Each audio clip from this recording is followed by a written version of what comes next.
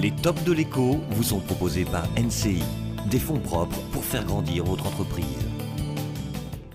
Bonjour, vous en avez assez des mauvaises nouvelles? Vous voulez qu'on vous parle de ce qui marche? Et vous avez bien raison.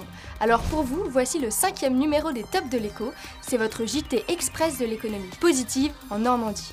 Regardez ce qui suit. Des bonnes nouvelles, en voici, avec de la douceur. À Danville dans l'Eure, la famille Cluizel est devenue une dynastie du chocolat haut de gamme depuis 3 générations. Mention spéciale pour Marc Cluizel, le dirigeant. Avec 220 salariés, il préfère investir dans les hommes et maintenir dans l'entreprise des métiers qu'il pourrait sous-traiter ou pire, remplacer par des machines. C'est assez rare pour être signalé. Sans doute le goût du travail bien fait. Chiffre d'affaires record pour le groupe Trace à Saint-Romain-de-Colbosc, 8 millions d'euros en 2013. Dans le métier des éditeurs de logiciels, on aime parler en dollars, et là, ça devient symbolique. Le palier des 10 millions est atteint. Les raisons de cette croissance, un beau contrat avec Dassault Systèmes et surtout un beau développement en Chine avec plus 75% de ventes. Un nouveau bâtiment et des embauches sont prévus ce semestre. Dans les entreprises, il y a des hauts et des bas, mais il faut toujours y croire. Exemple avec la société Compin à Évreux, les sièges des métros de Paris et de Londres, c'est Compin. Aujourd'hui, les voyants sont au vert avec un méga contrat remporté à l'export contre des Italiens, des Espagnols et des Allemands. 30 millions d'euros pour rénover les trains algériens.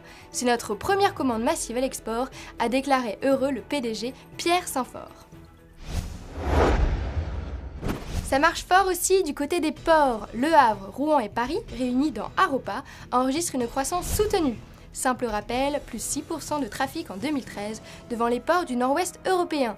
Et une nouveauté prometteuse dans la filière biomasse. Un premier navire vient de livrer 6200 tonnes de rondins et de plaquettes de bois à la centrale Cofeli de Grand Couronne pour produire de l'électricité et de la vapeur dans les transformations des oléagineux. Et pour conclure, je vous parle d'une entreprise qui ne manque pas de ressort, tout simplement parce que ses produits en contiennent. Mais pas seulement. Spiragen à Saint-Pierre-les-Elbeuf fabrique des tuyaux souples techniques pour de multiples applications industrielles. Depuis 2 ans, le chiffre d'affaires de sa gamme aéronautique a doublé.